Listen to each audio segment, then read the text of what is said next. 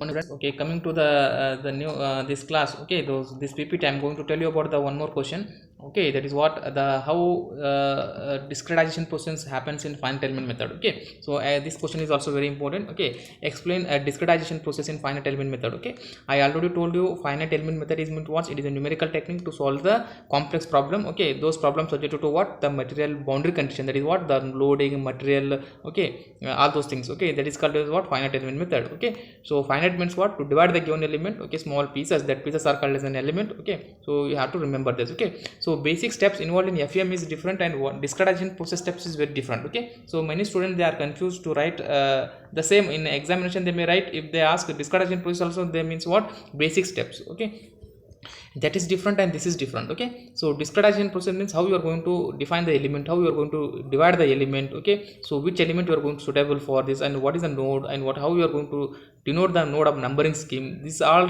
comes under this discretization process. Okay, so finite element method basic steps in what? How you are going to solve the numerical problem, that comes under what? Basic steps involved in finite element method. Okay, so here this discretization process can be explained in the following 5 types. Okay, so first one is what? Okay, so discretization means what? It means divide the given element into small pieces. Okay, that is called as element. I already explained this in the basic step involved in FEM. Okay, so this can be explained that discretization process of a finite element method. So following 5 stages. Okay, first one is what? Types of element based on given problem, that is a given geometry. Okay, so second one is what? Size of an element, which size you are going to use. Okay, number of an elements. Okay, location of node and node numbering scheme. Okay, these 5 steps you have to write in the discretization process. Okay, whereas the basic steps involved in FEM means, that is what? The different, how you are going to solve the numerical problems. Okay, so let me understand in this PPT. This is the first one. Okay, this first one is very, very important. So here in this slide I'm going to tell you about the first one. Okay, that is types of element based on the given problem or given geometry. Okay, given plate or whatever. Okay, so here let me understand first what you mean by element. Okay, what you mean by element? Even if you take any problem, if you divide that element into a small pieces, you are going to get the region small pieces, that is called as an element. Okay, so the standard definition of element is what?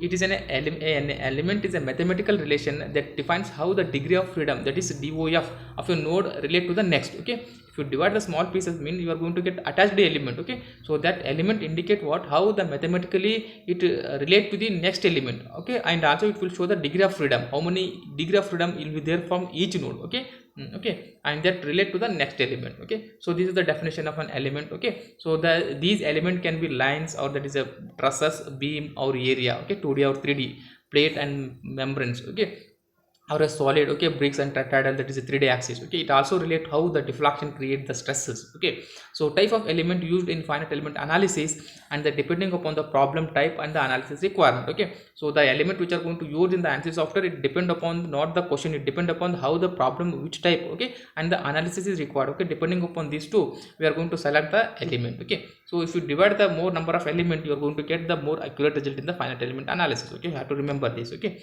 so I hope you understand this. What do you mean by element? Okay, element is a divided small pieces are called element, or an element is a mathematical relation that define how the degree of freedom of a degree of freedom of a node is relate, or it is a relation having to the next node. Okay, that is called as an element. I shown in the definitions also. Okay, so there are, depending upon the given problem and given analysis, we are going to use, we are going to select the element. Okay, that may be a 1D, 2D, 3D element. Okay, that we are going to study here. Okay, in the ANSYS software we are going to use that for 3 different element. Okay, so the depending upon the various factor, the following are the different element we are going to use. Okay, first one is a 1D element.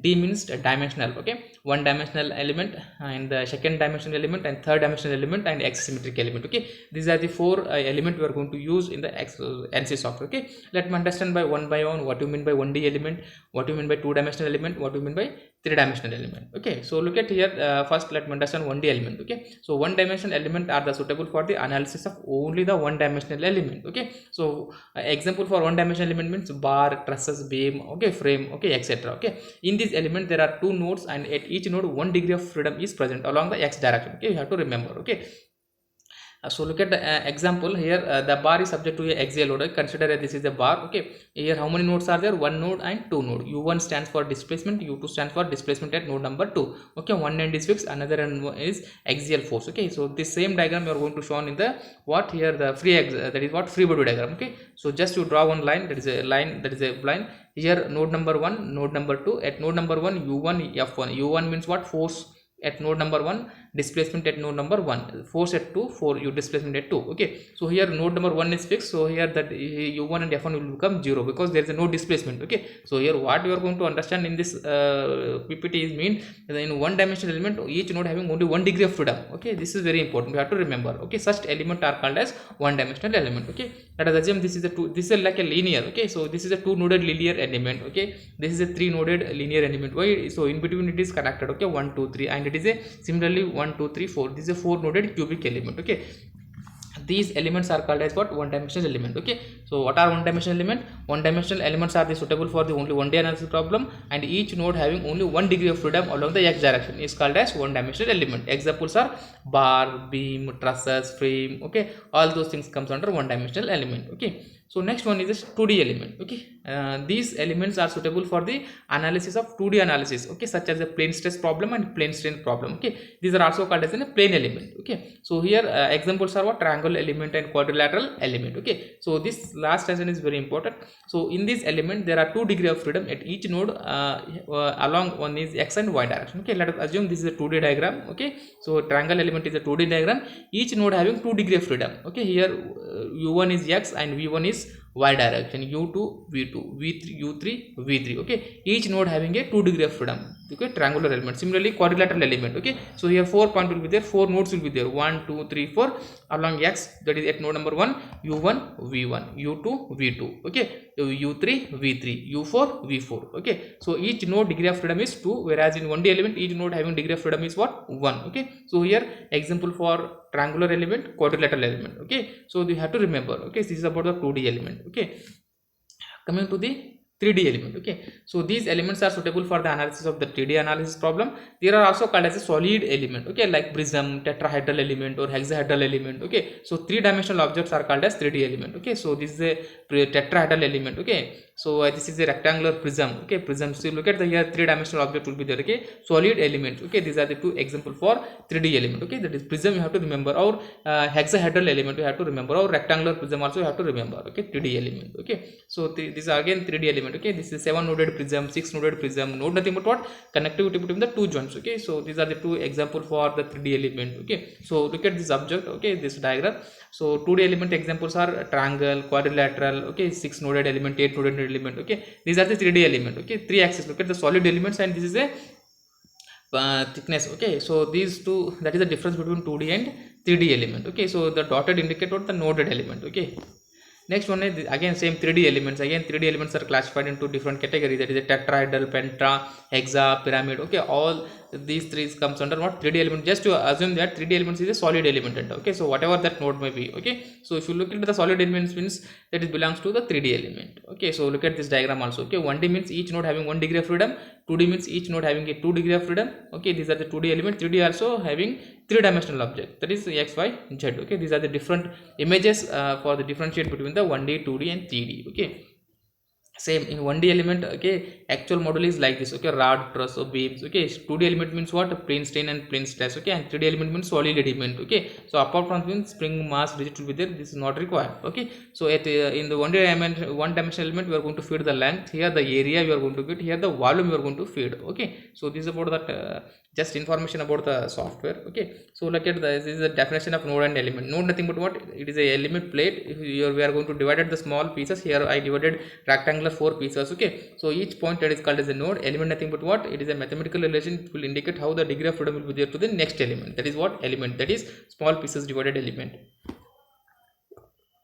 Okay, coming to the next last one, axisymmetric element. Axisymmetric element wants in triangular tori. So this is the triangle. If you cut the section means that is what the axisymmetric element. Both the sides should be same. That is similar to the other. That is called as axisymmetric element. Okay. In triangular tori, so each element is a symmetric. Okay. Both sides should be symmetric with respect to the geometry. I am loading about the z axis. Okay. Then z axis is called as the axis of the symmetry or the axis of the revolution. Okay. So here the nodal points are I, J, M or R, theta, z. Some notation going to use. Okay. So here are the some of the example for the axisymmetric element, that is a domed pressure vessel and engine wall stem. Okay, so look at here cylinder. Okay, shaft. Okay, once if you cut the section means you are going to get this both the sides same way. Okay, that is same structure, that is called as the axisymmetric element. Okay, and the stress strain relationship for the axisymmetric is given by, this is very important, sometimes they may ask you 2 more question. Okay, write the stress strain relationship for the axisymmetric problem means you have to write this. Okay, sigma r, sigma z, sigma theta, tau rz. Okay, that shear stress along the r and z direction, which is equal to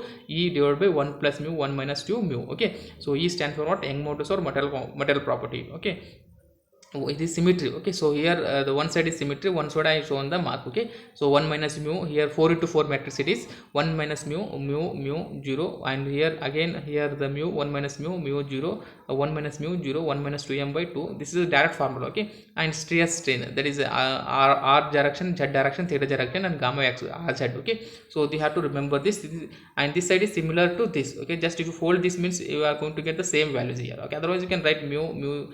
Okay, so this is the stress strain relationship for axisymmetric element. Okay, so again the last finally again I will tell you what you mean by node and element. So node nothing but what? Connectivity between the two elements. The pieces are called as an element. Okay, a node is a coordinate location in a space where the degree of freedom is are defined. Okay, so node is nothing but what? It is a point where we are going to define the degree of freedom. How many degree of freedom will be there? Okay, 1 dina, 2 dina, the 2 or 3 whatever. Okay, the degree of freedom for this point represent the possible movement of this point due to the loading of the structure. Okay, in FEA a node may be a limited is calculated motion very variety of the reason. Okay, whereas what do you mean by element? Then in finite element analysis you divide your model into a small pieces, those are called as element. Okay, finite element. Okay, those element connect all the characteristics point are called as node. Okay, that lie on their circumference, and the connection is a set of the equation called as shape function. Okay, this shape function we will study in the later. Okay, so this is about the brief introduction about there is a discretization process, the first step. Okay, so in these steps you are going to understand what you mean by 1D element, what you mean by 2D element, what you mean by 3D element,